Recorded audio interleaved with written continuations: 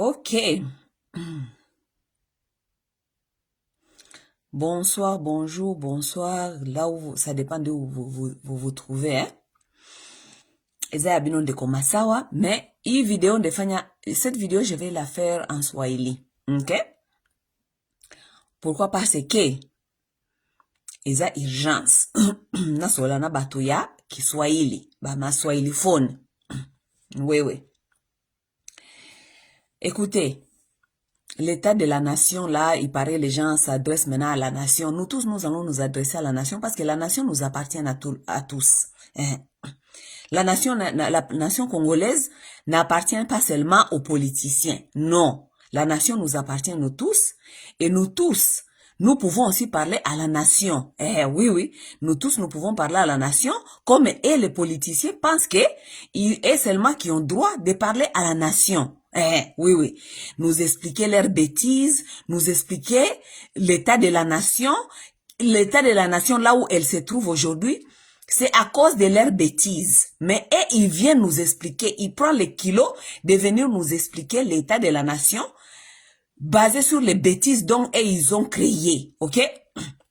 Donc, nous aussi, nous allons parler de la nation et puis l'état de cette nation et donc la crise dont nous nous trouvons. Donc, c'est eux qui viennent nous donner l'état de la nation qui l'ont créé. Oui, nous allons parler de ça.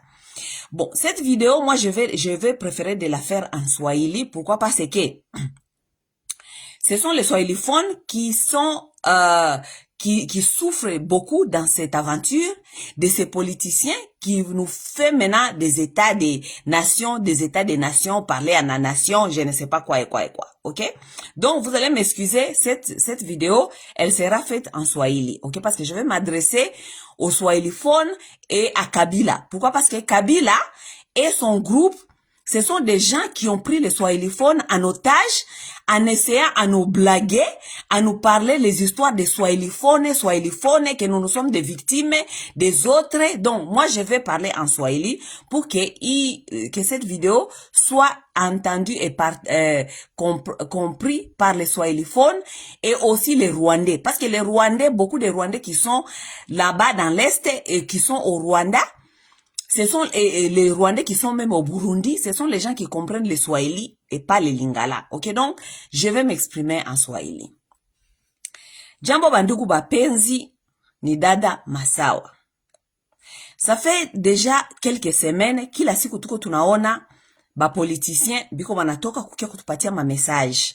Kutuambia inchi kwenye iko, jua nini inchi nafika hapa, probleme iko hivi, probleme naenda inarudi, okay?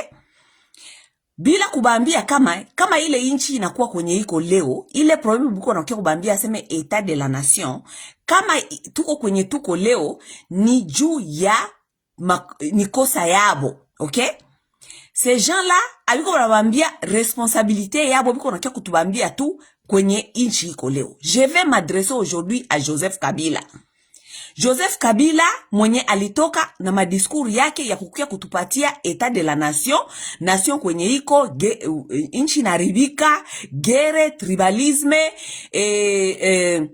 soi-disant Banyarwanda. Oui, Banyarwanda akutuambia kwa hii nani yake, kwa hii source yake inatoka. Me ndabambia histoire alituambia kama asa Banyarwanda ba M23 biko wanakia kupigania cause yabo ya bien biko napigania iko noble. N'est-ce pas?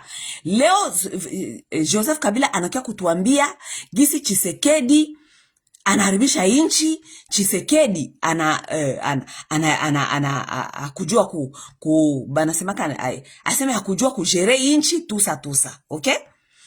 Joseph Kabila, maintenant moi je vais m'adresser à toi. Jumi najua nyie batu ya M23, batu yenyu ya Bananga, Bertin Bisimwa na Banyarwanda, muna kuyaka pa kupaji yangu kuangalia benye mimi niko nasema. Juu mina baonaka hapa. Oui, mina baonaka hapa, munakuya kuangalia benye mimi nasema. Okay? Donc, gisi munakuya kuangalia benye niko nasema, hii video itabafikia na itabafikia kabisa. Okay? Musikie sasa, mie ndabauliza ma question. Ndabauliza ma question et c'est à vous de répondre à ces questions-là. Juu mujue surtout weye Joseph Kabila, soi-disant Joseph Kabila.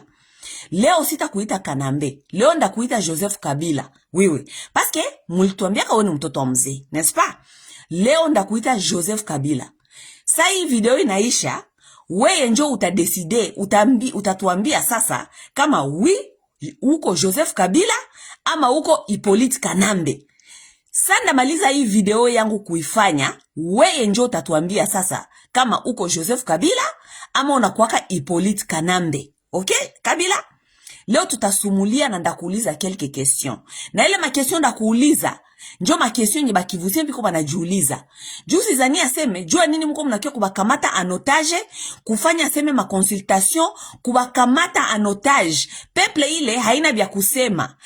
Munabakamata anotage. Juba najua kama bakuye muimba eventire zenyu, mutabaua. Donc gisi habana defense, habana self-defense, habana choix, biko obligé kwa unakuya kusikia na kukia kudefile muswa disant ma consultation yenyu. Mais minda kuambia benye peuple iko nasema na benye peuple iko na revendiquer na benye peuple na tutuma tukuambie na mie peke benye masawa ndakuambia. Okay? Après hapa njoo utajua kama utatuambia kama uko Kabila Kabange ama uko Hippolyte Kanambe. Okay? Na njoo après hii video utatuambia kama uko napigana juu ya intere yetu ama uko napigana juu ya intere ya Banyarwanda na we peke kama uko Nkotani. Okay, Kabila? Twende. Joseph Kabila, jana ulikuwa ka president. Jana ama juzi. Parce que tuko tunazungumza mule passé. Jana ama juzi ulikuwa president. Joseph Kabila we peke ukakuwa hapa ukapiganisha M23. Kweli ama bongo? Kweli ama bongo, we peke ulikuwa president Kinshasa, ukashimamisha ukamata babunduki, ukasema utapiganisha M23. M23 ulipiganishaka sa ulikuwa president, ulibapiganishaka ku raison gani? Ulibapiganishaka kuma raison ke biko ba envahisseur, n'est-ce pas? Ba envahisseur banakuya ku envahir ile inchi, n'est-ce pas? Ama kama kwa rezo ingine wewe bapiganishaka ukio kutuambia hayo hapa wewe leo. Juu uko nakia kutuambia bia mingi, mekuko bia mingi bia uyatuambia. Okay? Joseph Kabila, utuambie sio ulikuwa ka president. Rezo gani litumaka wewe unakamata mabunduki, masasi na arme yako unaenda kupiganisha M23? Kisha saa uko tena president, weye peke unalamuka busubui, unaenda kurejoindre ile M23 yenye ulipiganisha saa ulikuwa ka president. Joseph Kabila, pale utatuambia kama uko Kanambe ama uko Joseph Kabila. Parce que hautatuambia kama saa ulikuwa ka president, ukalamuka na mabunduki ukaenda kupiganisha M23.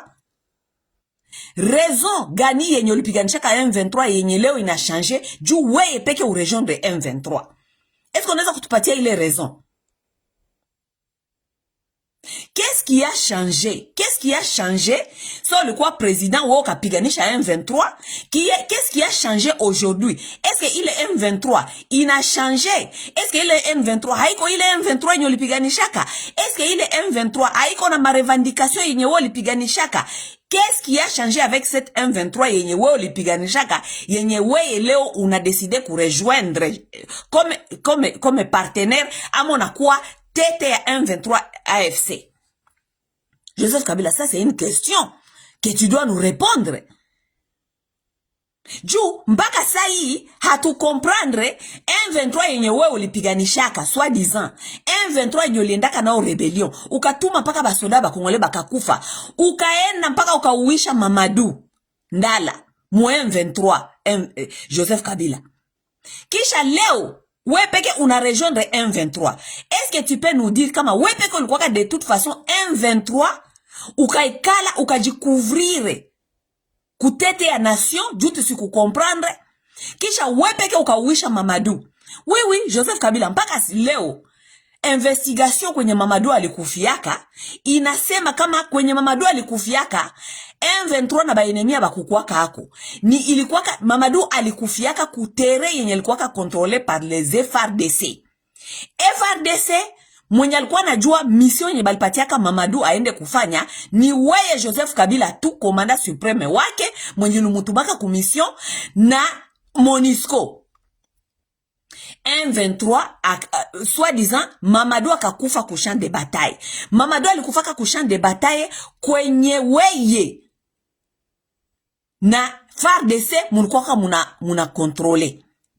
Na mwenye alipatiaka Mamadou ile mission ya kwenda. Celle qui connaissait les missions donc Mamadou est allé faire, c'était toi Kabila et la MONUSCO. Sasa leo unatuprouver kama wewe peke njo ulikuwa chef wa M23, ulikuwa nekala à la tête de la nation, ukaua Mamadou, juu Mamadou alikuwa anaenda kupiganisha M23. Parce que ce n'est pas possible kama wewe ukukuwa chef wa M23, leo ukuye, ugeuke, uende ku rejoindre M23. M23 nyoli una rejoindre leo Kabila. Ulikuwa nepiganishia nini? Kama M23 ma revendication zabo ziko noble. Parce que wewe peke mkinywa wako Afrique du Sud unatoka kutuambia aseme revendication za M23 ziko noble. Bon, revendication ya M23 iko noble. Leo njo revendication ya M23 inakuwa noble. Jana wewe peke sasa ulikuwa president ulipiganisha M23. Revendication yao hazikuwa noble. Qu'est-ce qui a changé? Revendication yao ulipiganisha jana na ya leo ya M23 jusque là on connaît que ce sont les mêmes revendications. N'est-ce pas? Qu'est-ce qui a changé? Nini ina changé mu ma revendication ya M23 sa wewe ulikuwa president na leo sa wewe hauko president. Juu jana sa ulikuwa president soi-disant ulibapiganishaka, leo sa hauko president, wewe peke na ba rejoindre unakuwa wewe peke M23. Utuambie qu'est-ce qui a changé?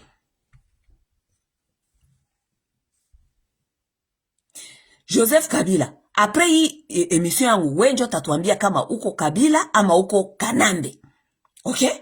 Joseph Kabila, wewe ulikamataka Bosco Tanganda. Bosco Tanganda ukamutia mu armée congolaise. Seul toi qui connaissais que Joseph Tanganda iko Munyarwanda. Ulikuwa unajua. Parce que tu nous as révélé cela après. Sa Bosco Tangana balisha mufunga, bana mpeleka CPI, Bosco Tangana kafanyaka defection, akakimbia na plus ya 1800 soldats rwandais. C'est après ça que toi-même tu es venu nous dire que ulikuwa unajua kama Bosco Tangana anakuwa Mnyarwanda, mais pour la paix, pour préserver la paix, tu as accepté de faire ce deal là avec Bosco Tangana. Joseph Kabila, président de la République, nani garant de la nation, garant des institutions, unaitika militaire mwenye haiko Congolais akuye na branch yake baingie bakwe bana pretende kama biko ba militaire Congolais. Weye ukafanya trahison, weye juu ya nini Kabila? C'est parce que toi-même tu savais que tu étais un M23 ama nini? Oui. Jua nini ulitika Bosco aingie muarme na unajua kama ni Munyarwanda. Wewe peke ukatuambia sema ni c'était pour juu ya ku stabiliser paix. C'est parce que toi-même tu étais M23, Joseph Kabila. Leo mimi nasema ndakufanya honneur ya kukuita Joseph Kabila. Leo sitakuita Kanambe. Wewe peke njo utakuja kuturepondre hivi bikiisha. Wewe peke njo utakuja kuturepondre kama unakuwaka Joseph Kabila ama unakuwaka Hippolyte Kanambe. OK? Joseph Kabila, moi je vais te montrer quelque chose, OK? Eh bien, mimi natafuta kukuambia, mimi nafanya hii émission juu wewe na bakivusien na batu venye biko banasema Kiswahili, batu venye ko na pretend asema unatafuta kusauver, nyie peke mufanye reflexion venye niko nasema kisha mutatuambia après. Joseph Kabila, ngoja nikoneshe video, okay? Ngoja nikoneshe video. Juu wewe uko mtoto wa mzee, n'est-ce pas? Wewe uko mtoto wa mzee, okay? On va te parler avec des tutakusumulia na maéchantillon. Je vous ai dit que ce sont les Rwandais. Ouais. Que j'exprime cela. Goma est occupé, Bukavu par le rebelle. Il n'y a pas de rebelle. Je vous ai dit que ce sont les Rwandais. Vous voulez que j'exprime cela en quelle langue pour que vous compreniez que ce sont les Rwandais? Ces messieurs ont trouvé trop de miel ici, qu'ils veulent revenir, ils ne veulent pas quitter ce pays. Si seulement ils voulaient rester dans ce pays en respectant les autochtones. Joseph Kabila, huyu ase ni babako. Wewe, huyu aseme ni babako, mzee Laurent Désiré Kabila. Laurent Désiré Kabila sali kuyaka alikuwa najua yeye peke kama alikuwa anakuwa na Banyarwanda. Saba akafika Kinshasa, moi je ne vais pas vous rappeler l'histoire de mzee. Saba alifika Kinshasa, mzee akageuka ba partenaire bake, akajipanshe kwa bandugu yake. Akakia kutuambia ye peke kwa hii video. Anasema qu'est-ce que vous voulez que je vous dise? Je vous dis que il y a pas de rebelles, il y a des Rwandais. Joseph Kabila, mie njo mimi nasema hivi. Ama ni baba yako njo alisema vile. Il nous a dit que je vous munapenda nibambie muluga gani? Mouze a dit Bukavu par le rebelle, il n'y a pas de rebelle. Il n'y a pas de rebelles. Je vous ai dit que ce sont des Rwandais. Je vous ai dit il y a des ce sont des Rwandais. Vous voulez que je vous dise ça dans quelle langue? Ces messieurs ont trouvé. So, Joseph Kabila, huyu ni baba yako. Juu mimi nakwambia après hii video, wewe ndio utakia kuniambia sasa kama wewe uko Kabila ama uko Hippolyte Kanambe. Juu huyu ni baba yako, soi-disant biologique. Baba yako alikuingizaka muarme, mukakuya kupiganisha vita. Vita ya kukuya kulibere ba Kongole. Membukaenda kukamatana na batu benye munajua kama banaweza kubasaidia. Sasa mukafika, babenyu akaona kama mulishafika, akabambia seme tunajidebarase sasa na haba ni Banyarwanda nabo banakuya na mission yabo ya invasion. Joseph Kabila, minjo nakwambia ama ni babako njo alisema. Babako alisema aseme il n'y a pas de rebelles. Combien de fois je vais vous dire que ce sont des Rwandais? Joseph Kabila, uni babako njo alisema vile. Juu weye leo weye ukuye ujiunge na aba ba rebelle soi-disant benye babako alisemaka il y a pas de rebelles, il y a que des Rwandais. Unajiunga na aba batu. OK? Kisha unaanza kutuambia kama les revendications sont nobles. Joseph Kabila, est-ce que cette phrase-là, tu l'as bien pesée avant de nous dire cela? Pour nous dire que les revendications sont nobles. Wewe unaweza kutuambia leo aseme revendication ya Banyarwanda ya ba M23 iko noble. Kama ile ma revendication yabo ilikuwa ka noble, baba yako hakubafukuzaka, n'est-ce pas? Bonjo balikia kubasaidia. Kama ma revendication zabo zilikuwa ka noble, Joseph Kabila, kama weye soi-disant so ulikuwa president haungi bapiganishaka, n'est-ce pas? Qu'est-ce qui a changé aujourd'hui? Yeonacha kutuambia seme ma revendication zabo ziko noble. Joseph Kabila, hawezi kutuambia kama ma revendication zabo ziko noble na uyakuya kutuambia ile ma revendication ni gani? Revendication zabo ni nini sasa? Zenye uko natuambia seme ziko noble. Parce que jusque là, tunajua kama revendication zabo azija changer. N'est-ce pas? Tunajua kama revendication haiya changer. Juu ile ma accords mulikuwa kanazo njo zile ma revendications zabo njo zile. Mbo sasa utuambie babako anasema vitu vingine, mtu mwenye alikuwa anasema sasa ni babako anasema vitu vingine na wewe mtoto unakuya unasema vitu vingine. Sasa wewe ndio utatuambia kama ulikuwa kama mtoto wa mzee ama uko Hippolyte Kanambe ama uko Joseph Kabila Kabangi. Wewe ndio utatuambia selon bien babako alisema. Parce que ce n'est pas possible. Munatuambia seme mzee alikuwa na mtoto wake anakuya mbaliua mzee na Banyarwanda, kisha mtoto wake munampatia presidence, kisha ule mtoto iko na maneno yote contradictoire na baba yake soi-disant. Baba yake mwenye balitembea naye soi-disant muvita, alimupeleka, anamuforme, anamuleta mpaka Kinshasa. Ule papa anakufa na vision yake, alifukuza Banyarwanda, kisha mtoto wake soi-disant mtoto wake, jume nasema leo ndo kufanya honor ya kukuita Joseph Kabila, sita kuita Kanambe. Mtoto wake mwenye alibakia mupouvoire anakuya anarudisha bale wenye baluwa babake, kisha anaanja kutuambia aseme biko na ma revendications zenye ziko noble. Dites-nous, mutuambie sasa. Nyie njo mtatuambia kama huu ni mtoto wa mzee ama kama haiko mtoto wa mzee. Haiko shi hatutasema tena. Juu sasa yetu kwa tunamwambia seme huyu Joseph Kabila huyu mwenye mlikia kutuformele huyu ni Nkotanyi huyu mtoto muko mnakatala. Sasa mutuambie koma eske mtu anaweza kuwa na vision totalement opposée ya babake. Babake alifukuza Banyarwanda, yeye anakia kutuambia semeo les revendications sont nobles. Sasa hivi unamwambia kama huyu mtoto njoo aliuaka baba yake, muko mnasema seme hapana.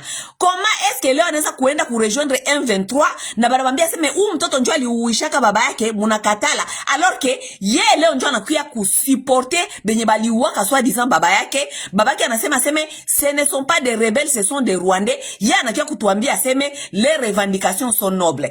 Aiko mtoto sababu iko naambia se mtoto njoo aliuaka baba yake, muko mnakatala, muko mnakatala. Sababu iko naambia seme mtoto njoo aliuaka baba yake, muko mnakatala.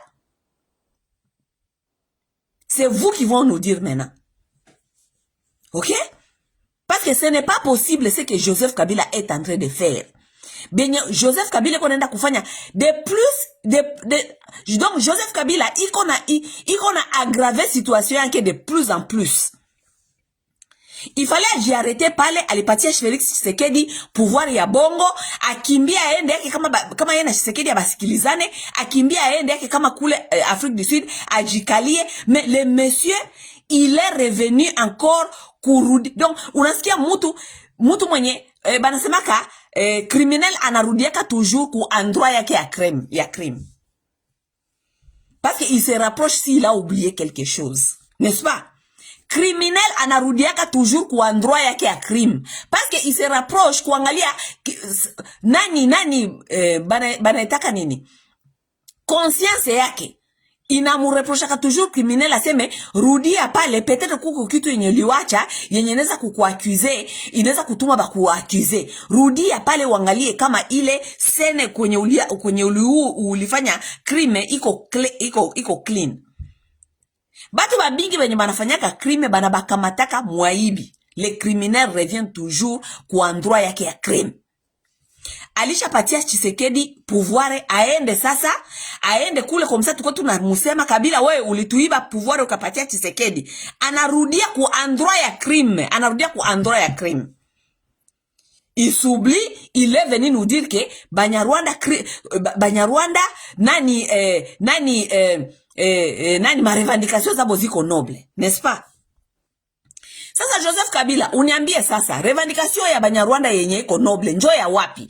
Juu au ya tuambia, il faut l'écrire, il faut iandika kabisa kio kutuambia ile ma revendication ya zenye ziko noble, zenye wewe uko unasema njoo revendication gani sasa? Okay? Utuambie ile revendication njoo revendication gani? Sasa biko wanasema sema uko Munyarwanda, sasa biko wanasema uko Nkotanyi, uko wanasema uko nakusemea bongo. Quelles sont les revendications là de Banyarwanda que tu es en train de nous dire que ce sont les revendications qui sont nobles? A partir ya Sud-Afrique uko nasema vile. Joseph Kabila unatoka kuona Thabo Mbeki kama Thabo Mbeki, Thabo Mbeki. Ex-president wa Sud-Afrique. Ule president njoo kunafanya propaganda kule kwabo Sud-Afrique yote kusema aseme shie ba Kongole tuko tunatesa Banyarwanda, hatubapendi kumatere zabo, tuko natafuta kubanyanganya matere yabo. Tuatie aller voir Thabo Mbeki Kabila. Mais au corriger bile benye Thabo Mbeki konasema. Tu n'as pas corrigé ce que Thabo Mbeki est en train de le dire. Pourquoi? Parce que wewe peke njoko M23, toi-même uko Nkotanyi, wewe peke uko napiganisha ba Congolais kubienye Thabo. Donc ulienda même ku renforcer benye Thabo Mbeki konasema. Parce que en sortant de ce meeting avec Thabo Mbeki, ukatuambia aseme les revendications des rwandophones sont nobles. Quelles sont les revendications? Revendication yabo tunasikiaka kila siku. Soi-disant shie atubapendi pale tunabafukuza. Joseph Kabila, uniambie hata wewe peke sasa tangu ulikuwa ku pouvoir. Banasema seme shie ba Congolais atubapendi. Shie ba Congolais tuko nabambia barudie kwabo. Shie ba Congolais, Joseph Kabila, wewe sasa ulikuwa ku pouvoir. Ulifukuzaka Banyarwanda ngapi? Soi-disant sasa ulikuwa ku pouvoir, wewe ulifukuzaka Banyarwanda ngapi?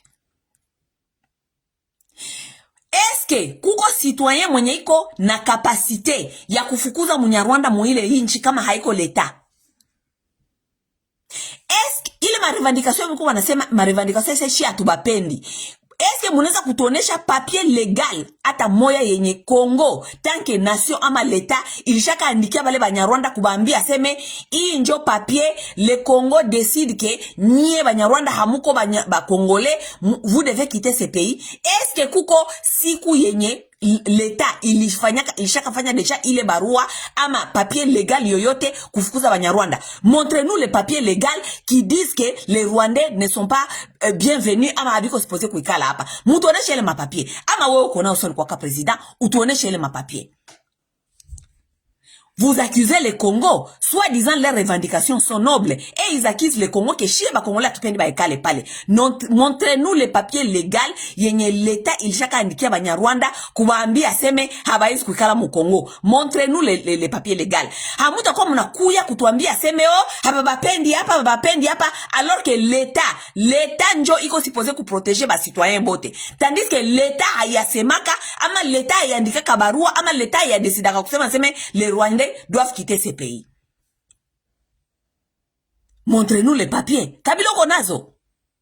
Uko na zile papiers legal zenye leta ilishaka ambia Banyarwanda kama habapendi hapa. Uko na papier legal yenye leta ilishaka kutafuta kufukuza Banyarwanda pale. Hauna. Mais uko natuambia seme les revendications sont nobles.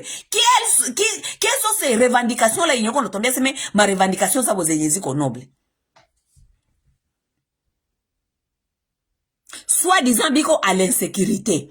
À l'insécurité comparé na nini na pays na batu gani? Non, mutuambie, Kabila utuambie. Bobiko à l'insécurité comparé na peuple ingine gani? Soit disant Banyamulenge benye mko unatuambia Banyarwanda Banyamulenge, soit disant benye mko unatuambia Banyamulenge mwa ile inchi habiko hata plus ya 500,000 personnes. À l'est de la République, depuis baba yako muzee alikuyaka kupiganisha kuleta Banyarwanda, nous avons perdu plus ya banasemaka 12 millions, mina semaka au moins tu seme au moins 8 millions. Nous avons perdu plus de 8 millions de personnes, n'est-ce pas? Banyamulenge soit disant Banyamulenge Banyarwanda habiko ata plus ya 500,000 personnes mwa ile region. Mbo sasa ile 8 millions de morts yote ilikufaka Kabila ni Banyarwanda njo balikufaka? Parce que vous êtes en train de nous dire que bale batu habaji sentir en sécurité, OK? Ju bale wenye banakufaka bale ni bandugu yabo. Sinyie nanga mulingia Goma pale. Bale plus ya 3,000 personnes bali kufa biko banasema 3,000 ama plus ya 9,000 personnes. Ni Banyarwanda njo bali kufa wane ba Congolais. Ce sont les Rwandais qui sont morts ou bien ce sont les Congolais qui sont morts? Jua kwa nakia kutuambia seme ma revendication zabo ziko noble. Joseph Kabila, revendication ya Banyamulenge, Banyarwanda, Barwandofone yenye mko mnatafuta kutuambia seme ma revendication zabo ziko noble. Eske unajua kama bale Banyarwanda donc bandugu yako benye ulikuyaka nabo? Juu wewe ndio tatuambia kama ni bandugu yako ama wewe uko Kanambe ama uko mtoto wa mzee. Wewe ndio tatuambia, okay? Joseph Kabila, eske unajua kama Banyarwanda biko na batu plus mu arme kushinda matribi zote zenye ziko mu Congo? Eske unajua kama ile minorite ya Batutsi iko na batu ba mingi mu gouvernement kushinda matribi zote? Kwa matribi zenye abana hata mtu hata mu gouvernement. Unajua vile? Kuko matribi mu Congo kwenye abana hata mtu moya mu gouvernement. Kuko matribi mu Congo kwenye abana hata general moya mu arme. Me ba general bote ni Batusi. Batu benye biko muma institution, hakuna tribi yenye iko na batu muma institution kushinda Banyamulenge. Bon, niko nasema tanki ba étranger, juu ni ba étranger balikuyaka wewe. Juu ni ba étranger balikuyaka. Sasa Kabila, ile ma revendication ya Banyarwanda uko natuambia seme ni ma revendication noble. Mbona uziandike? Andika zile ma revendication ukiyo kutupatia azo tuambia seme hii ma revendication ya bonjo iko noble.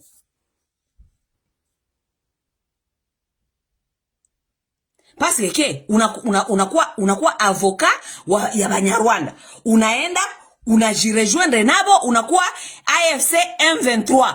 Okay, njo vile unakuwa sasa unaanza kurevendike juu yabo. Bakongole benye ulimaltraite, bakongole benye uliachia Chilombo. Ça, ce n'est plus ton problème. Donc, toi, tu n'es plus... C'est tout... Ouais, donc, ouais, à où côté un problème, Joseph Kabila?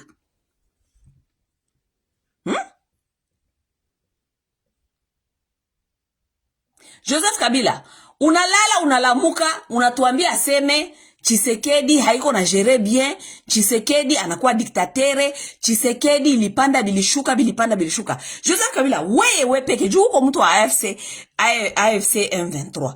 Weye peke, batu AFC, munalamuka munatuambia aseme, Tshisekedi hakuganya kama election, menyie munakamata ma election munaziiba munamupati azo. Muli baka election muipatie Joseph Kabila. Ni juu ya nini? C'était pour quelle cause Kabila? Ile njoo yatuambia. Okay? Sa muli décider we na nanga mukamate ma election. Donc pouvoir ya peuple congolais muipatie Tshisekedi. Hamu yatuambia ni pour quelle raison? Hamu yatuambia. Ile njoo hamu yatuambia. Mungu mnakia kutupatia eta ya nation gisi Tshisekedi anaribisha, mehamu ya tuambia jua nini mulipatiaka Tshisekedi ile pouvoir. Joseph Kabila, hii video ikiisha, we njo takuya kutuexplike kama uko Joseph Kabila ama uko Kanambe, uko Hippolyte Kanambe. Joseph Kabila, we na nanga muko banani juu mu décider un bon matin munalamuka munakamata pouvoir ya peuple congolais muipatie mutu mwengine. Vous êtes qui pour faire ça? Kisha we leo njo narudia unatafuta kutuambia kama we njo nakuya kutusauver. Iya iko bulozi. Joseph Kabila, iya iko bulozi. Donc, munakamata franca ya peuple congolais qui était 1 milliard de dollars. Yenye ko prévu juu ya ma élection. Vous avez pris les 1 milliard de dollars ya ba peuple congolais. Franca yenye bakitia mu masomo. Franca yenye bakitia mu mahopito. Franca yenye bakitia mu barabara. Franca yenye ingi construire inchi. Juu ya bien-être ya peuple congolais, Joseph Kabila, mukaitia mu lisano, donc mukai gamble, mukaicheza nayo. Muna tudanganya sebe tunaenda election, muna dépenser 1 milliard ya peuple congolais, juu à la fin du compte, weye nananga. Mu dévancer 1 million, combien 100 millions à peuple congolais. Ouais, nananga mu décider à se mais il est 1 milliard. Yenye muna dépensé mu ma élection, ta fâche, donc vous vous en foutez de l'argent des Congolais. Bato ya Congolais, abana masomo, abana uniforme, abana chakula, abana barabara, abana kitu, muna kamata franka yabo muna itupa. Kisha weye na nanga mukie kudeside aseme nye njo muta deside kutuambia nani njo aliganyele ma election. Donc voie yetu ya ba peuple congolais doesn't matter. Franka yetu munatupa. Jua nini ya mukudesida katuku mpati ayo ule mwene mutupeleke mavantiri ya kufaire dépenser peuple congolais 1 milliard de dollars yenye Congo deja haina. Yenye ngeza kuservire mubitu yenye ineza kukonstruire ile peuple. Munaena munatupa 1 milliard. Juu mukie kutuambia aseme nyie njo mulipatia ule papa pouvoir.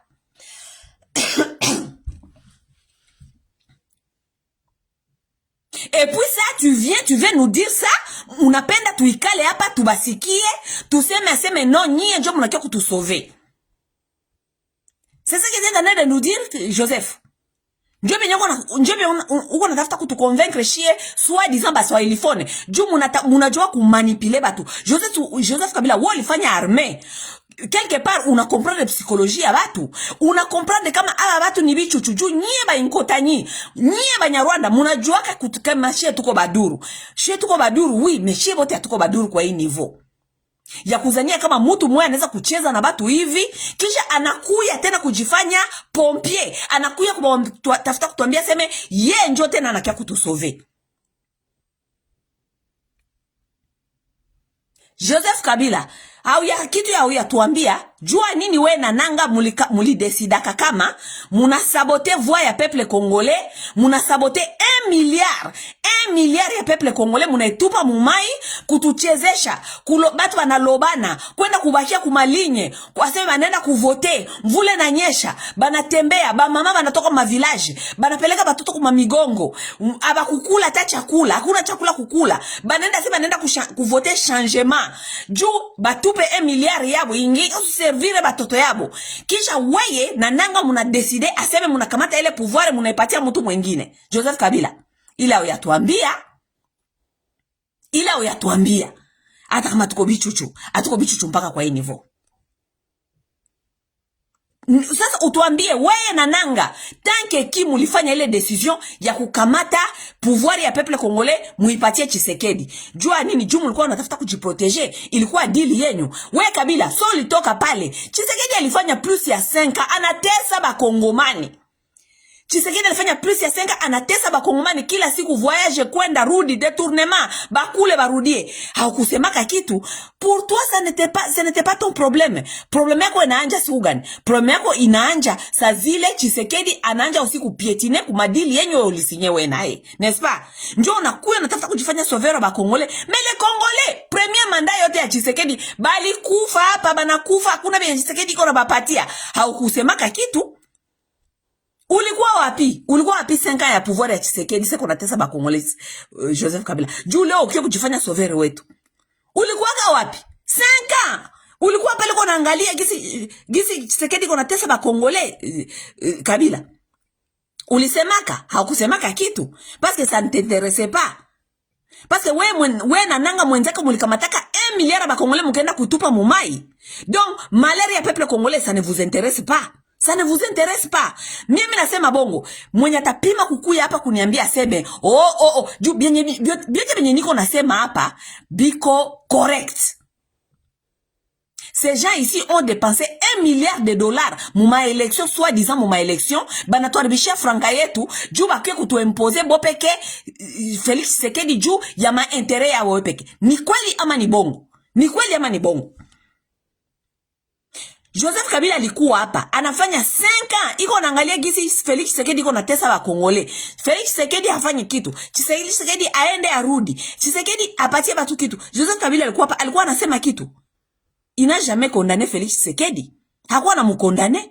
Joseph Kabila anaanza kukondane Felix Tshisekedi tout seulement saa zile banaanza kugusa byake. Banagusa kingakati, baligusa kule kwenye bibi yake alikuwa balienda kumumenase mu nyumba. Tusa sasa aliona binakuwa mpaka vya kugusa vya kwake. Njoo Joseph Kabila anajitosha, anakuja sasa kutafuta kutudefendre. Hakuna benye Joseph Kabila kuna defendre pale na nanga. Hakuna, ntavyo. Hakuna benye kuna kia kutudefendre. Leo njoo anaona souffrance ya peuple congolais. 5 ans, kama 6 ans Tshisekedi alifanya pale. Joseph Kabila alikuwa anasema kitu, hakuwa anasema kitu. Donc hakuwa anaona kama Tshisekedi iko na faire souffrir ba Congolais man. Si alikuwa anaiona. Alikuwa kubambia seme huyu papa il faut atoke. Na mimi niko citoyen parce que lui on lui a donné sénateur à vie. Sénateur à vie au Sénat là-bas, ce sont les sages qui s'assit là-bas. Kule kusena ni basage njo banekalaka kule na bale basage banapasha kuwa nasema lorsque les choses ne vont pas bien. Ye Kabila aliendaka kujifaire voter soi-disant sénateur à vie. Mais le pays allait mal. Lui sénateur de vie n'a rien dit. Aucun jour il a dit quelque chose. Il n'a rien dit parce qu'il s'en foutait de vous. Il s'en fout de vous. Leo juu maentereza keziko touché. Leo juu hajue tena kwenye ataanja kwenye atatia mungulu. Leo juu anajiretuvena anakuwa refugee. Oui, juu anakuwa refugee sasa. Hapendi tena kuikala andeore ya inchi. Bana munyanganya kingakati. Bana munyanganya maaminite yake. Bana munyanganya anakuwa citoyen normal. Allez, maintenant il va venir se battre. Il va venir se battre, soi-disant, anataka kututia shie bote baswahilifone, atubebe mumabega, banja kutumanipile, kutuanja kutuambia aseme, oh, hii ni komba yetu ya baswahili. No. Hii haiko komba ya baswahili. Hii ni komba ya Joseph Kabila, na Nanga, na Felix Tshisekedi, na dili yao balenda kumata na Banyarwanda. Hii haiko komba ya baswahili. No, ile manipulation ya baswahili iko nafanya iko na consulter batu hapa, consulter baswahili, hii ni kutafuta ku officialiser balkanisation. Juu yana Tshisekedi wa kusikizana kudili ya wewe bali sinyaka. Bali violer ma institution. Bali violer constitution. Bali violer CENI. Bali violer ma élection. Ces gens-là ont violé les institutions pour nous imposer leur propre deal. Bakakamata pouvoir ku deal yabo. Sasa ile deal gisi il marché, les messieurs maintenant, ils veulent faire bras de fer avec celui dont ils considèrent ils ont donné le pouvoir. Barafuta fanya bras de fer. Bo babakie na este, mwenza babakie na oueste. Maintenant, pour nous embarquer dans ces bêtises ya balkanisation, bo babakie ku este, mwenza babakie ku oueste, banatafuta kia kutu faire avaler, kutu gobe, kutu bebesha, mizigo ya kutuambia seme oh, ni histoire ya baswahili. Hapana, hii haiko histoire ya baswahili, bongo. Haiko histoire yetu. No, bongo. Haiko histoire yetu. Bale baswahili benye iko natafuta kupigania leo surtout bakatange benye banapeleka muima mabega banabambia seme hii ni histoire yenyu. Mais muli souffrir hapa Tshisekedi iko na faire souffrir hapa. Kabila iko Sud Africa na ikala ke kule. Alikuwa anasema nini? Hakuwa anasema kitu. N'est-ce pas vous avez souffert bakatange muna souffrir hapo mikono ya Felix. Combien des années muna souffrir mikono ya Felix? Kabila alikuwa anabambia nini? Hakuwa anasema kitu. Le monsieur il était là, il vous regardait, il disait rien. Ils s'en foutent de vous complètement. Ces gens-là savent seulement vous utiliser lorsqu'il faut sauver leurs propres intérêts. Bale batu banajua seulement kuba utiliser kama banapasha sauver intérêt yabo. Et maintenant là, Joseph Kabila doit sauver ses intérêts. Et comme il veut sauver ses intérêts, maintenant il veut nous embarquer dans cette aventure. Ya kutuanja kutuambia seme ni problème ya baswahili. Non, haiko problème ya baswahili. D'abord, les Katangais, je vais vous dire quelque chose. Nye ba Katangais, moi ne bambie quelque chose. Munona o Kabila huyu. Ni mine bambia.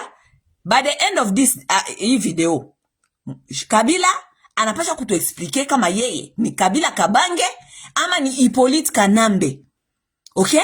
Nilisha baonesha video. Mina ambia seme ce n'est pas possible kama huyu mtoto soi-disant alikuwa mtoto wa Kabila. Yeye na babake banaweza kuwa na mavision yenyeko si opposé. Baba yake alituambia kama il y a pas de rebelles, il y a que des Rwandais. Munataka nibambie muluga gani? Je vais vous mettre encore la vidéo.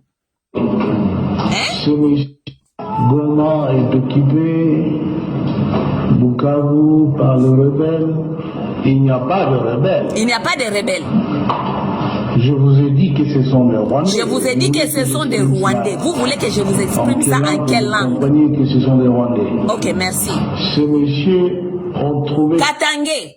Uyu ni mzee. Uyu ni Katange. Tunajua kama mzee ni Katange. Alibaleteka mtoto wake le muhimu mnasema huu muleo aseme Kabila. Mnatuambia sasa ni mtoto wake. C'est bon. Tunabapatia haya sasa ni mtoto wake. N'est-ce pas? Huyu Kabila mtoto wa mzee, soi-disant mtoto wa mzee. Sasa alikuwa ku pouvoir. Mwenye alikuwa benye balikuwa pembeni yake. Haiko parmi balikuwa pembeni yake benye batu balikuwa banazania mtu atakuwa dolphin wake. Mwenye yeye ataachia pouvoir. Haiko Moïse Katumbi. Est-ce qu'il y a quelqu'un qui a été dans le gouvernement de Kabila qui était fort kushinda Moïse Katumbi? Kuko mtu mwenye alikuwa mu gouvernement ya Kabila mwenye alikuwa na reputation kushinda ya Moïse Katumbi. Kuko mtu mwenye alikuwa Tout le monde savait kama leo Kabila haiko dauphin wake naturel. Mwenye anaonekana kama de toute façon mwenye bakongole bataitika na mwenye anatoka mupeper juu à l'époque PPRD ilikuwa kitu ya mkubwa. Atakamata pouvoir ni Moïse Katumbi. Votre soi-disant fils Joseph Kabila, tellement soi-disant il vous aime, akafukuza Moïse Katumbi. Akamufukuza. Hakupenda hata kusikia aseme pouvoir inaweza enda kwa Katange ama inaweza kwenda kwa Moise Katumbi. Haiko Kabila huyu Kabila Joseph Njo alifaire rater Katanga nani pouvoir. Haiko yeye. Pour qu'il puisse partir avec ses propres intérêts, juu a revenir aje kubadanganya nyie bakatangele munaanza kuitika maneno ya Joseph Kabila. Il devait faire ça plus facilement que ça iko natoka mu pouvoir anje kuprepare Dolphin waki alikuwa naturellement anajulikana kama huyu anaweza kuwa Dolphin Kabila ilikuwa kama Moïse Katumbi. Mais il a fait rater le pouvoir au Katangé.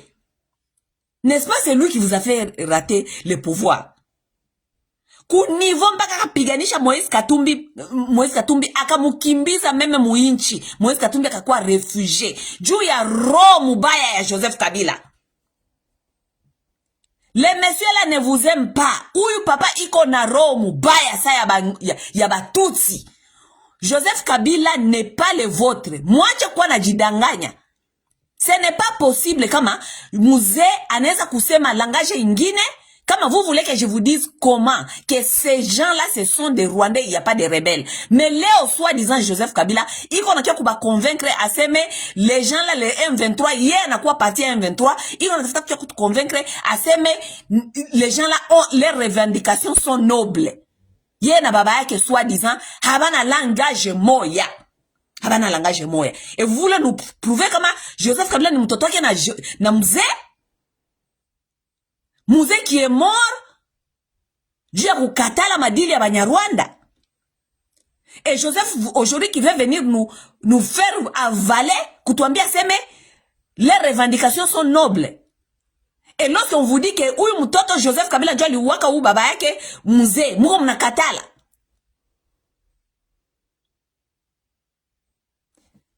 Nyie ndio mtatuambia kama Joseph anakuwaka Katange ama ni mtoto wa mzee ama jinaki Kabange ama Kanambe. Nyinyi ndio mtatuambia après hii video, nyinyi ndio mtatuambia. Ana fait rater nani Moïse Katumbi pouvoir. Anakamata pouvoir anaipatia Tshisekedi, n'est-ce pas? Et puis kupatia le Tshisekedi le pouvoir, leo Mungu mnatafuta, en tout cas mtanishangaza batu wenye Mungu mnasupporter Joseph Kabila. Leo mnatafuta kutuambia sema Joseph Kabila alikuwa dirigeant wa bien. Leo Mungu mnatafuta kutuambia kama Joseph Kabila alikuwa dirigeant wa bien. Lui-même il reconnaît même pas qu'il était un bon dirigeant. Juu un bon dirigeant angisemaka okay sawa, mina d'abord un bon dirigeant kama alikuwa kanishafanya deja de manda yake. Yenye Katumbi alitaka sema deuxième penalty kama troisième penalty. Troisième mandat tafuta kufanya ya bongo. Kama ingefanyaka de mandat, kama ingesemaka bwana, mimi nakuya munjia demokrasi hii pe ini ingikamata hivi na hivi ilikuwa mu difficulté. Mimi naacha hapa tunapatia basi mtu mwingine. Gisi mimi niko wa PPRD, tunapana kandida wetu Moise Katumbi aende. Angefanyaka de mandat angeenda, hakuna mwenye angimusumbua. N'est-ce pas? Non, n'est-ce pas? Akaja d'abord kupiganisha benye biko mu parti politique yake yepeke benye anaona kama ama ni bastar ama banaweza kuni remplacer. Anaja deja kubapiganisha kakimbiza Moise Katumbi akaenda. Piganisha hapendi kutoka mu pouvoir. Piganisha mpaka ku dernière minute tukatafuta donc tukamutia tellement pression akaona hakuna tena choix, il faut atoke sasa, il faut afanye nini? Il faut agir sauver. Vous savez pourquoi il a voulu se sauver? Parce que lui-même, il reconnaissait qu'il n'était pas un bon président. Il n'était pas un bon dirigeant. Kabila yepeka reconnaître kama haikuwa bon président. Ni emo mnatafuta kutuambia seme c'était un bon président. Ce n'était pas un bon président. Juka alikuwa un bon président. Hangienda kuma mesure nyalenda kukamata ya kutafuta kufanya madil mpaka kwenda kutafuta kufaire voter ma loi ya kumuprotéger. Kabila a commencé d'abord. Anenda ku Sénat. Oh, mbele atoke, il faut ba mu garantir sécurité, il faut institution, il faut ba mu patie ma immunité, il faut Kabila. Kama alikuwa ka bon dirigeant, haonkuwa napigania vile aseme oh, mbele utoke, il faut sécurité haonkuwa napigania ile yote. Mejua nini ulikuwa napigania ile yote? Juu conscience yako haiwezi kudanganya. On peut mentir à tout le monde sauf sa conscience. Unadanganya batu, una manipule bakatange, unadanganya batu benye biko wanakula buma miete pembeni yako. C'est ça le problème. Okay? Me haukuweza kudanganya conscience yako. Conscience yako nakwambia aseme bwana hauko en sécurité juu angalia benyo ulifanya. Angalia benyo ulifanya, angalia benyo ulifanya. Unakimbia kule Sena. Oh ma loi protectrice ya Kabila ye peke. Oh sénateur à vie. Oh nini na nini. Oh hatuta mugusaka. Makrime za leo za kesho. Hakuna mwatamulombaka etu. Si baka muvotele ma loi. Baka mpatia sénateur à vie. N'est-ce pas? Malgré ki sénateur à vie, ule papa alikuwa na conscience yake haikuwa na lala. Malgré banamwambia seme tutakuprotéger, utakuwa sénateur à vie, malgré ile alikuwa anajua kama tellement hakukuwa bien, il fallait se protéger et continuer à chercher les moyens de se protéger.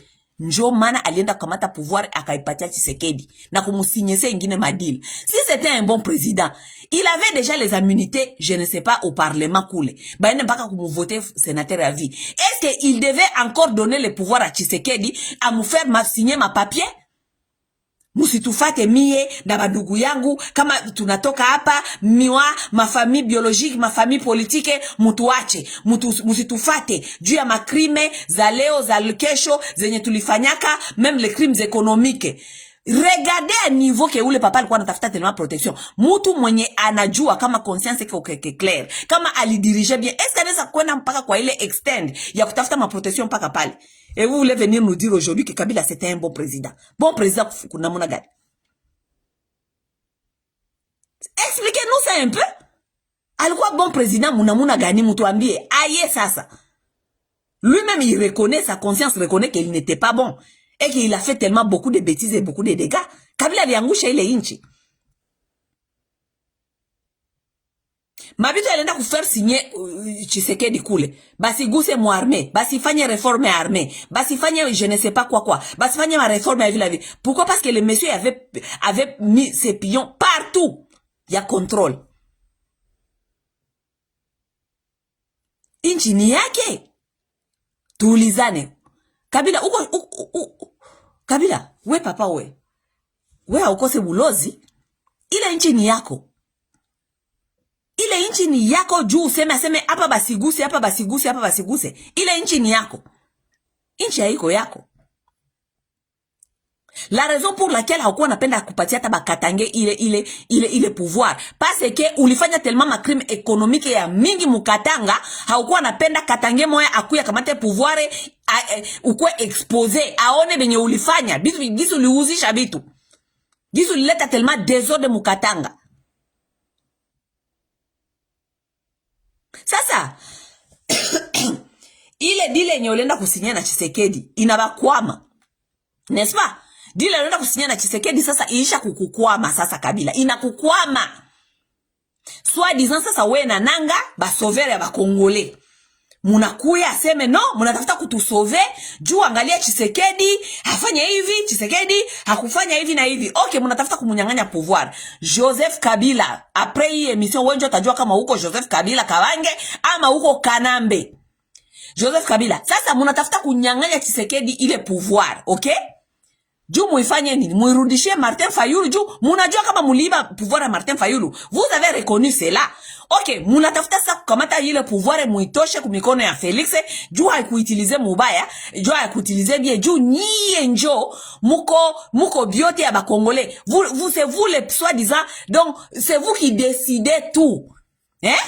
Haiko shie pepe Kongole benye tulapa na voix yetu tunasema huyu njo tunapenda tugide. Donc nyie mnaona mko tuko tellement baduru, hatuwezi kudécider juu yetu shipe que c'est toi et Nanga qui doivent décider pour nous dire où tulimupa na sasa tunamunyanganya. N'est-ce pas? Voilà, munakuya sasa. Oh no, huyu tulimpatiaka pouvoir yenye haikukwanga yake, sasa tunatafuta kumunyang'anya hayo. Okay, soit disant batu bawili benye bana décider destin ya ba Congolais bote. Nani ale bapatia ile pouvoir mko mna décider juu yetu Kabila. Mie si kupatia ile pouvoir Kabila, mie si kupatia ile pouvoir. Okay? Donc hawezi kuwa na décider juu yetu, aseme mie nilipana pouvoir na mimi ndio de récupérer. Tu ne décides pas pour nous, personne t'a envoyé de décider pour nous. Ok?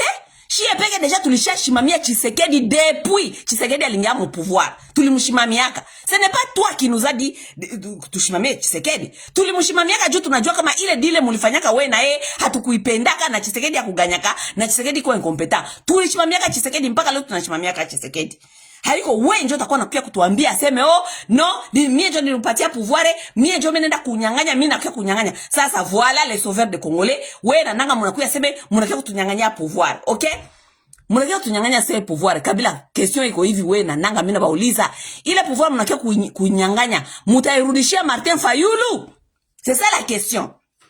Merci beaucoup parce que vous nous avez révélé que vous avez donné à Tshisekedi le pouvoir qui ne lui appartenait pas. C'est bon. C'est donc c'était Martin Fayulu qui avait gagné les élections. Ok, gisi sasa nyinyi muna décider kama ile pouvoir ampende tena baki kumikono na Tshisekedi, mnatafuta kumunyang'anya hayo. Sasa mtarudishia Martin Fayulu? Est-ce que mtarudishia mwenye nayo? Ça c'est une bonne question. Ama ile pouvoir munakia tena kuikamata irudie mu mikono yenyu? Mwanje tena kucheza na shie gisi mnachezaka na nyie. Juu pouvoir mtakia kunyang'anya Tshisekedi. Est-ce que ni yenyu? Haiko yenyu. Parce que vous-même vous avez reconnu que c'était le pouvoir donné, volé. C'était le pouvoir de Martin Fayulu. N'est-ce pas, vous avez reconnu ça? Il fallait moukouiller d'abord. Si vous étiez sincère, si vous voulez faire la paix avec les Congolais, il fallait moukouiller d'abord mutouache kutoloma mapardon benye mulifanya kama crime économique, benye mulifanya we na nanga, mukenda bakabapatia, mukapatia Tshisekedi pouvoir, bakabapatia mamine, bakabapatia je ne sais pas quoi et quoi. Moningo une seconde. Donnez-moi une seconde.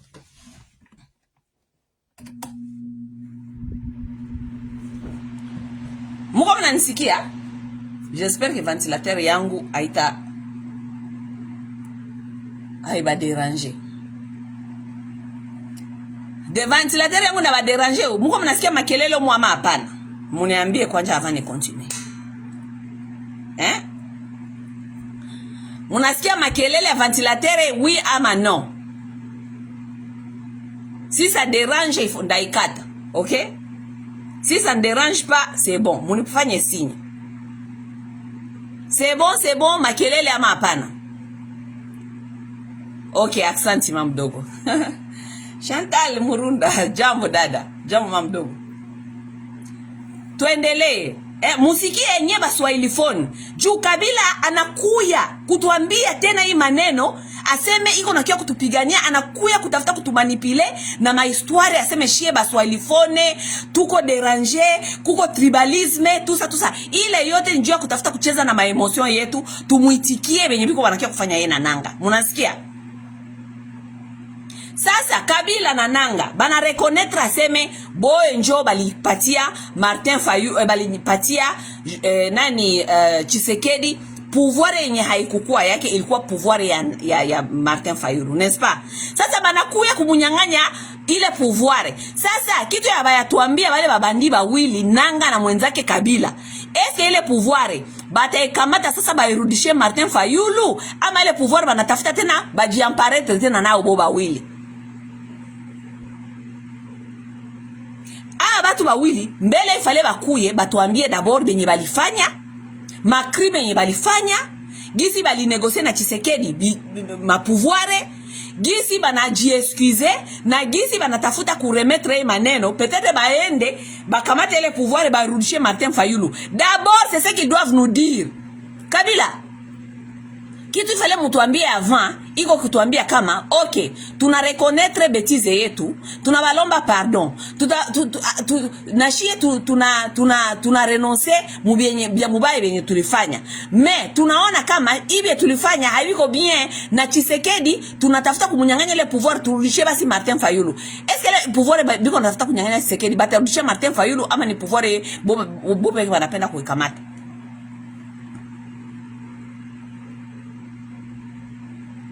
Sasa Kabila anakuwa sasa porte parole, oui juu banasemaka seme criminel anarudiaka toujours kulie endroit ya crime zake. Ye ula narudia anakuwa tena porte parole wa M23 na banasemana na AFC. Sasa hivi litokaka mimi niko parmi batu ya kwanza nilibambiaka kama hii mouvement ya AFC ni Kabila. N'est-ce pas, je vous avais dit ça? Je vous avais dit ça dès le départ. Mnasema hii ni mouvement ya Kabila. Leo ula natoka leo anakuya kuassume mouvement yake, n'est-ce pas? Sasa Kabila na Nanga, sa munakuya na M23. M23 yenye yepeke Kabila alipiganisha kasali kwa president. Leo anaenda kurejoindre na M23. Sa mutakuya na M23. Juu cette fois-ci mutapatia M23 nini? Juu M23 nayo ni Banyarwanda. Habakuya kubakompanye bure. Mutapatia nini? Mbona vile bitu ya tuambia? Banyarwanda mutabapatia nini? C'est ça que vous nous avez pas encore dit. Juu Banyarwanda bakia kusindikiza mzee. Swa disant baba yako Kabila. Saba alifika Kinshasa, benye balilomba babako akaona binakuwa difficile. Akakatala. N'est-ce pas? Njoo bilituma babako anafika kulufu. Sasa weye na Nanga. Sasa mko mnakia na M23 Banyarwanda. Bali balomba nini? Ama mudaba promettre nini? Ama mutabapatia nini? Mbona mtuambie sasa shi peuple congolais mko nakia kutuambia ma discours ya manipulation mko mnakia kupigania baswahili fone baswahili fone banateseka baswahili fone. C'est depuis quand we Kabila uko na susia baswahili fone? C'est depuis quand? C'est depuis quand uko na susia baswahili fone we?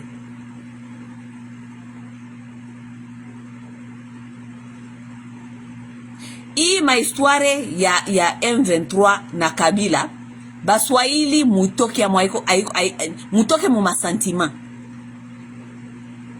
Mutoke mu masantima, bali bambiaka sa muzali kuyaka, hii bia ma rebellion, bali bambiaka, balituambiaka depuis zamani balikaanja kutuprepare. Kama ni histoire ya balkanisation, si balituambiaka? Balituambiaka ni histoire ya balkanisation, ngwa kidogo.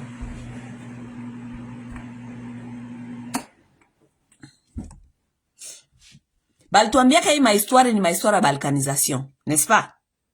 Bakongolo bakapiganisha, abapendi balkanisation. Tukapiganisha, bakapiganisha, bakongole bote bakapiganisha. Tukasikia ile mahistoire, ma rumeurs zinakuwa difficile juu peuple, hakuna peuple munaweza kubalkanize kama peuple haipendi. Bakatafuta maformule ya mwisho. Joseph Kabila alipiga makarte njoi ya kukuya kutia Tshisekedi juu anajua kama Tshisekedi bitakuwa hivi, kisha boba aende kujiamparaître na este, kisha na balitia Tshisekedi pale juu anajua kama Tshisekedi ni tribaliste. Atadiviser ba Congolais comme ça, tukue na hii masentiment ya kukatala kukua ensemble. Ces gens, Kabila najua, c'est un ingénieur, ne blaguez pas avec Hippolyte Kanambe. Banajua Johnny balitia Tshisekedi pale.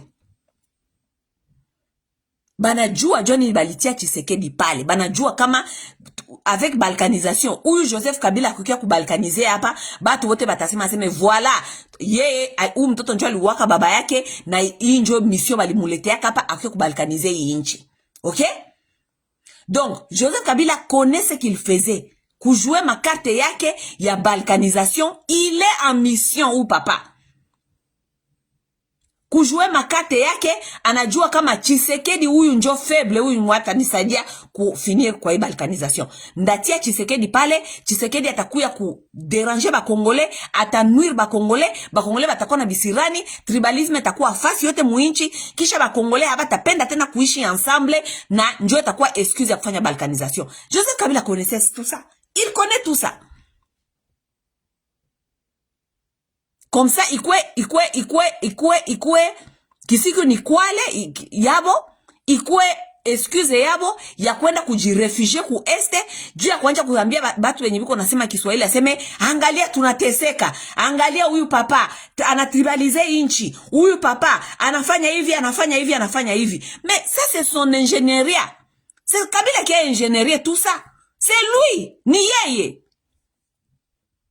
Juu kesho sana kuya, anaja kuba consulte, kubaambia kama njo vile, shie batu ya Kiswahili tunateseka, shie, kisha njo tabambia seme, njo vile, tulombe tu basi, tukue autonome, ba Congolais, ba itike balkanisation. Mais tuitike balkanisation mikono ya banani? Ya Banyarwanda.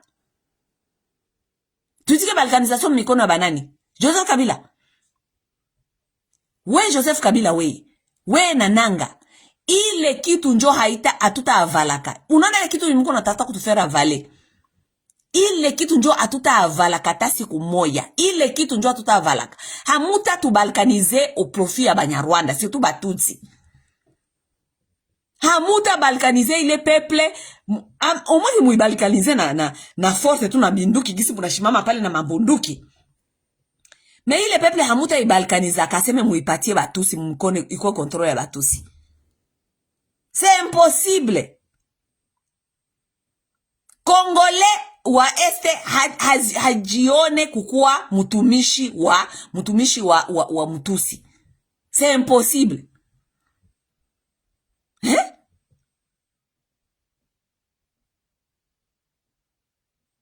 Kabila na Nanga.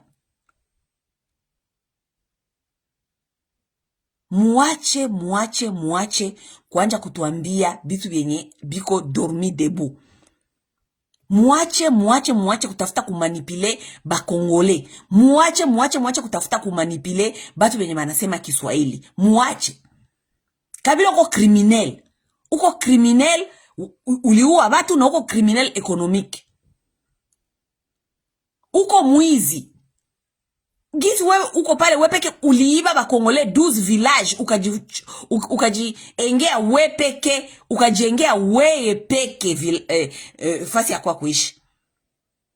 We na bibi yako Sud Kivu muliiba village muzima ya Mbomboro, muliiba village muzima, muna déplacer batu ku village yabo, muna batosha nyipeke mukajiapparaître village muzima ya Mbomboro Kabare. Vous pensez que nous avons oublié tout ça? Kabila, le Congo ne t'appartient pas. Congo haiko appartenir. Haiko aseme jua tupendi Tshisekedi, njua aseme tunakupenda wewe urudie. Ce n'est pas possible. Haiko aseme jua tupendi Tshisekedi, njua aseme tunapenda Kabila arudie. No! No. Ile inchi haiko yako, haiko ya baba yako, haiko ya batoto yako, haiko ya bandugu yako. Ile inchi ni ya 100 millions d'habitants, 100 millions de Congolais. Et nous tous, nous avons droit de vivre et de jouir. Ya biote benye biko mwele pays yetu. Ça fait plus ya 30 ans. Tuko tunapigana ma insécurité yenye nye mulituletea kanye munatuletea na bale Banyarwanda. Leo bale batu yako ya M23, soit disant ba M23, benyoko nasema sema makozi yabo iko noble. Nous avons vu les gens de M23 avec Willy Ngoma. Willy Ngoma anaanja kukamata bautu. Kukua na funga bautu, kukua na kamata bautu kubatia muma camion, asema na barudisha Rwanda. Joseph Kabila, njo benye mulikia kufanya, njo benye M23 mulikia kufanya mkongo ile. M23 ni immigration. M23 ni Batutsi. Ba M23 ni ba Rwandais. Habana droit ya kusema qui est supposé d'habiter dans le Kivu, dans le Nord Kivu, Sud Kivu, ama qui n'est pas supposé d'habiter là. Willy Ngoma iko na pouvoir gani ya kuwa natia batu muma camion kubarudisha Rwanda. Minyi mulisimaka sema mlikia kutafuta nani ba FDLR. Nesa mulisimaka mlikia kutafuta ba FDLR. Ba FDLR hamubapate tena. Excusez Naïcha. Vous n'avez plus rien à dire aux gens, même à la communauté internationale, que vous étiez venus combattre les FDLR. Vous êtes là parce que les FDLR menacent la sécurité au Rwanda. Où sont passés les FDLR? Maintenant, il n'y a plus les FDLR. Maintenant, ça devient, tout quoi pas, niju, discrimination, tout quoi pas, niju, tribalisme. Les M23 est venu chercher les FDLR. Rwanda likia kutafuta FDLR. FDLR leo mpaka leo FDLR ziko wapi? Hakuna FDLR. Tellement munakosa bya kufanya. Willy Ngoma anaanza kupandisha bautu muma camion aseko na barudisha Rwanda. Willy Ngoma, nani anakutuma urudishe bautu Rwanda? Nani anakutuma urudishe bautu Rwanda? Wewe kwa immigration? Bale barafiki yako Batutsi bote benye muko muna circule nabo mutabarudisha ka Rwanda siku gani? Bale Batusi ni ba Congolais, bale Batusi be muko muna circule nabo bale ni ba Kongomani. Habiko ba Kongomani. La raison pour laquelle mnatafuta kurudisha wale Bahutu juu mnajua kama batu wenye banaweza tu kubashimamia benye biko na nguvu ya kubashimamia physiquement, ce sont les Hutu. Donc pour minimiser vos choses là-bas, minimiser comment on dit, minimiser ma risque yenyu kule. Donc il faut neutraliser les Bahutu qui sont dans le nord Kivu, n'est-ce pas? Bale Bahutu wenye mko mnarudisha waliwaambia banapenda kurudia Rwanda. Ile skandali ya kurudisha Bahutu yenye mko mnafanya pale, si c'était vous nyie Batusi benye biko nabapandisha mu camion vile banabarudisha vile, amungi itaseme communauté internationale au secours, massacre au Batusi, génocide au Batusi, si mungi crier pale. Qui vous donne les droits ya komata Bahutu kubatia mu camion kwa nabarudisha Rwanda? Qui vous donne ces droits là?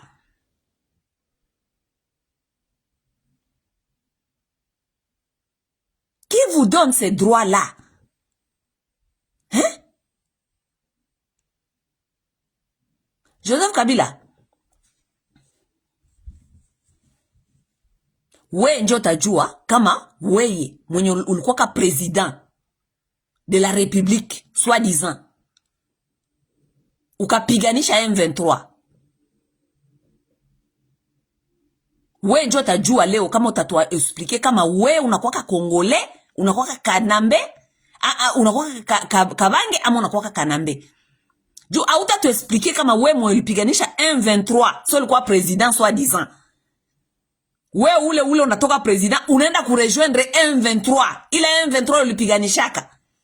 Qu'est-ce qui a changé? Revendication za organiser li changer. Qu'est-ce qui a poussé qu'on a toka président libapiganisha unaenda kuba rejoindre? Qu'est-ce qui a changé? Revendication zili changer zenatuma sasa soi-disant ma revendication zabo ziko noble zinaenda ku rejoindre. Kwa na rejoindre kwa kubasindikiza. Quelles sont ces revendications là? Nous voulons savoir, nous attendons. OK? Mie niko na ngoya mukie kutuambia ma revendication ile ya Banyamulenge na ya Barwande yenye iko noble, yenye Kabila ko natuambia seme les revendications sont nobles. Moi j'attends que Kabila vienne nous dire quelles sont les revendications là qui sont nobles. Et en plus tuko tunangoya Kabila ukuye kutuambia kama weye uko mtoto wa mzee, juu mzee alisemaka il n'y a pas de rebelles, il y a des Rwandais. Vous voulez que je vous dise ça dans quelle langue? Mzee alisemaka vile. Il n'y a pas de rebelles, il y a que des Rwandais. Weye, soit disons comme mtoto wa mzee, na mulukuyaka naye muvita moya, ye bakamuua.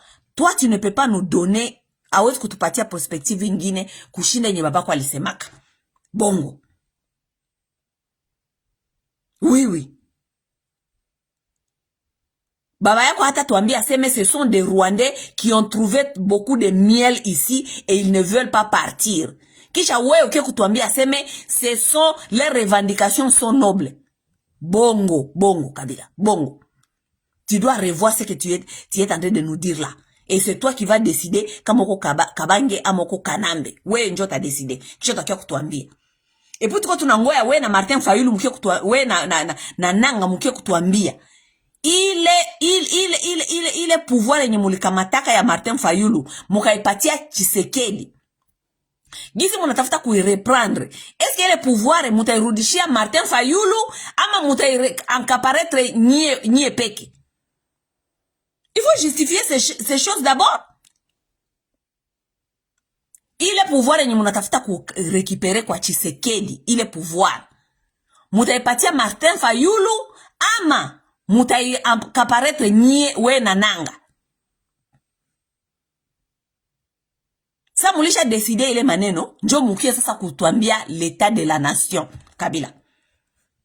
Ukisha décider kwenye ma question tunakuuliza, njo utakia sasa kutuambia l'état de la nation. OK? Usona kia kutuambia mabitu ya ina migulu na mikono hapa, l'état de la nation, njo vile niliachaka nation, njo vile niliachaka nation, uliachaka nation namuna gani?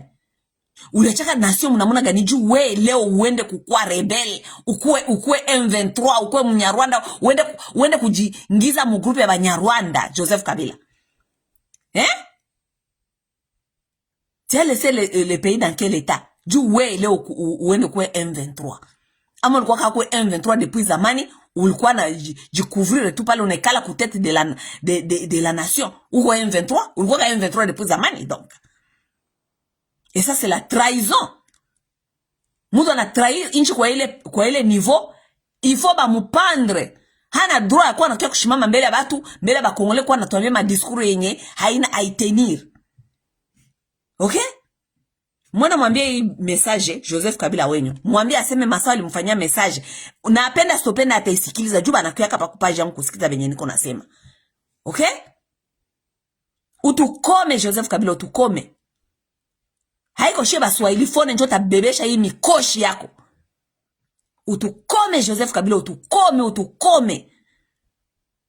Gizi nilikomeshaka Bertin nikamwambia mutoshe kusema Baswahili mubinywa yenyu, mbuchafu yenyu.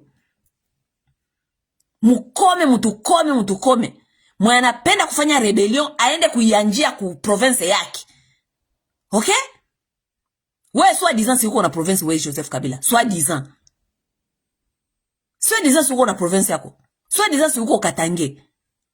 Ale, mwenye anapenda kufanya rebellion aende kwa na ianjia mu province yake. Aende kukompromettre province yake. Kama atagabula province, atambia Banyarwanda bakamate bitu apane province yake. Nanga, unatokea ule kama ule kule. N'est-ce pas? Nanga, kama unatafuta kuanja rebellion, enda kwenda kuanja ku province yako. Kama unatafuta kunegocier pouvoir, utapatia utagabulia Banyarwanda hivi, utagabulia Banyarwanda hivi, enda kuanja rebellion mu province yako. Musiko natafuta kutuletea mikoshi kila siku. Kila mtu mwenye anapendi afurahi binyalenda kufanya byake byope intérêt byake yepeke anakuya kueste no seed Kivu. Kuya kutafuta kutubebesha mikoshi. Tunakia kusiporte ba rebele, munakia kusiporte ba Nyarwanda benye bishie peke hatuko tunaweza kudigere.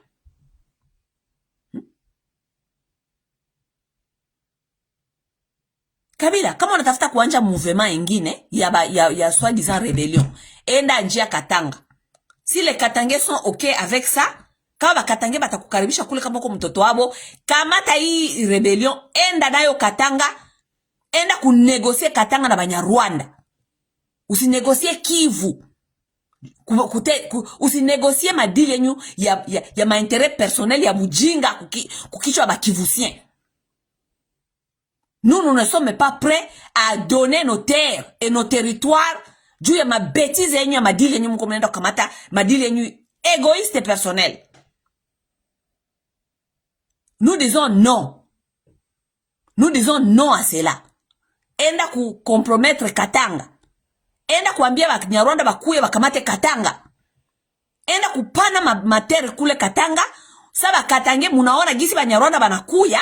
Bananja kamata materi yenyu, bananja kuviole batoto yenyu, bananja kuviole ba mama yenyu, njo mutatuambia kama rebellion iko bien ama hapana. Okay? Katange. Saba Nyarwanda banakuya kule kwenyu. Kama mnapenda kunegocier pouvoir, soi-disant pouvoir. Juu ile pouvoir mungu natafuta kunegocier sahi, mungi kamataka kupete nyoso, mungi kamataka kufaciliter yote kama Kabila ngiwachaka Moïse Katumbi. Okay? Ce n'est pas vous qui vont venir ici chercher à faire convaincre aux gens que mungu mnapigania pouvoir, mnatafuta kunyang'anya ule pouvoir na Kabila njoo atabasaidia kukamata le pouvoir. Pourquoi Kabila ne vous a pas donné ce pouvoir là lorsque Katumbi était là-bas? Vous ne devez pas être dehors ici en train de combattre pour le pouvoir alors que Kabila likatalaka kubapatia pouvoir. Ce monsieur-là a refusé de vous donner le pouvoir. Ça veut dire vous devez le combattre. Munapasha kumupiga Kabila, munapasha kumupiga. Alikatala kubapatia pouvoir. Leo mnaanza kutafuta 1000 chemins jao kwenda kurécupérer pouvoir. Et puis kwenda kumkamata tena kusema ni mtoto atakia kusaidia kumata pouvoir. Il pouvait vous le donner avec Moïse Katumbi. Donc faire rien angikuwaka Katumbi. Kabila a eu combien de Katangais qui étaient à côté de lui, qu'il pouvait donner ce pouvoir-là. Ça, ce n'était pas son mission. Il a eu quoi mission yake? Mission yake alikuwa balkanisation. Na ile balkanisation, kama angipatiaka Bakatangais pouvoir, kama Bakatangais abaki endelea na nani ya balkanisation. Alipatia Chilombo, jua anajua kama Chilombo ni tribaliste na italeta masentima tribale diviser mu Bakongolais. Ndio bana alimpatia le pouvoir. Mais si vous les Katangais vous voulez soutenir Kabila, soit disant que c'est votre fils, prenez-le, amenez-le au Katanga. Aende kule ku compromettre ma terre zenyu. Parce que vous avez chez vous. Ma rebelle, ma désordre, haitakuwa seulement inakuya mukivu. Hapana. Mwanapenda pouvoir aende kuanja rebellion kwabo. Kabila aende kwabo Katanga, aende anje rebellion kule. Kisha sazia mtafanya rebellion kule, muta comprendre rebellion njo nini. Sa batanja kuviole batoto yenyu, batanja kuviole ba mama yenyu kule, njo muta comprendre ça veut dire quoi rebellion, njo mutajua kama muta continuer nele rebellion ya Banyarwanda ama hapana. Njo mode opératoire ya Banyarwanda ile. Viol, terrorisme, kupiga, kumanipule, kuviole, kumaltraiter, njo mode opératoire ya batusi ile. Okay, Kabila kamata rebellion yako, peleka kule Katanga. Okay? Nanga, même chose na weye. Kamata rebellion yako, peleka aule kama ule kule Kisangani. Peleka yo kule. Enda kunegosie kule kwenyu na Banyarwanda. Ambia Banyarwanda, mukipenda kunisaidia kupata pouvoir, mukuye huku Kisangani, huku Zaire, huku ule, niko na bia mingi bia kubapatia, niko na mater, niko na bia vile. Musiko mnatafuta kunegosie ma pouvoir yenyu ku mater ya bakivusien. Rwanda tatusaidia, tutamupatia mater. Mater banani mko mnagabula? Mater bakivusien. Parce que nous allons pas compromettre nos terres. Na njoma na mpaka leo tungaliki tunapigana. Parce que nous ne voulons pas compromettre nos terres. Celui qui veut le pouvoir pour les terres, il n'a qu'à aller compromettre sa province. Bientôt tuzanja kubafukuza ma province zetu. Okay? Kabila, kama kuna kwenyu, enda kwenyu Katanga. Kama Katange banapenda kukusuteni kusema uko wakwabo, enda kwenyu Katanga, enda kufanya rebellion kule. Nanga, uko na kwenyu, enda kufanya rebellion kule, mwenda mkompromettre materi yenyu kule. Mwambie Kagame akuya kamate materi zenyu. Hamta compromettre kwa batu. Hamta kwa batu juu. Toi Nanga, tu n'es pas du nord au sud Kivu. Tu n'es pas de là-bas. Non plus toi Kabila. Tu n'es pas du nord sud Kivu. Tu n'es pas de là-bas. Tu es Katangais soi-disant et l'autre il est de l'autre côté. Prenez vos rébellions, amenez chez vous. Allez compromettre vos terres. Allez donner vos terres. Parce que jusque là chez Bakivusi atubambia kama tunapenda kupana ma terres zetu kwa Kagame na Banyarwanda. Hapana. OK? Quittez chez nous. Quittez chez nous. Allez chez vous, allez amener vos rébellions là-bas. Amenez vos rébellions dans vos provinces. Quittez chez nous. OK? Mulishe kalia pale Goma on dirait kuna kwa kwenyu. Goma haiko kwenyu. Kabila Goma haiko kwenyu. Nanga Goma haiko kwenyu. OK? Mwena mpiganie hii mavita yenyu, munatafuta kupana mabudongo, munapata juu dile yenye mutasinyia na Kagame ama na Banyarwanda ni ya bater. C'est ça la revendication, njoma revendication za bozili. Ni ya kupana budongo. OK? Hamta pana budongo zetu. Vous n'avez pas donné nos terres. Ça, ce sont nos terres. Allez compromettre vos terres, là d'où vous venez. OK? Musafute kutuanglobe shibote mwa hii mabitu, muje kutuambia seme Nigeria Baswahili. Oui, Nigeria Baswahili soi-disant, mais qui va perdre les terres? Ce sont les Kivusiens. Nigeria Baswahili. Est-ce que les Katangais vont perdre les terres? Les Katangais ne vont pas perdre les terres. Est-ce que les gens de Haut-Zaïre vont perdre les terres? Non, ils vont pas perdre les terres. Les terres de qui sont compromis? Les terres de Kivusiens. Munatafuta kutupeleka mwaibi mufaçon ya sentiment. Tuitike tu aseme Nigeria Baswahili, tant que c'est nous qui vont perdre les terres. Pas vous. Ce n'est pas vous qui vont perdre vos terres. Parce que si c'était vos villages qui étaient compromis, Hamungi Itika. Mais parce que ce ne sont pas vos villages. Ce ne sont pas vos frères qui habitent dans ces villages-là. Ce ne sont pas vos mères. Ce ne sont pas vos enfants. Il a ma 7 millions ya bakongolais nyeko na trembale mu mabarabara comme des réfugiés internes. Si ni bakivusien ba mingi, la plupart. Ni bandugu yenyu. Juki la sa mkwe mnakia kutuimposer ma rébellion. Kabila, bale benye biko banenda bana trembale mu Congo pale 7 millions. Si ni bakivusien bale. Juu ya nini? Juu nyinyi mnatafuta compromettre matere yabo, mnaacha matere yenyu soi disant ma province yenyu mnaziwacha, mnatafuta kia kutuvalisha buchimbi. Quittez nos provinces.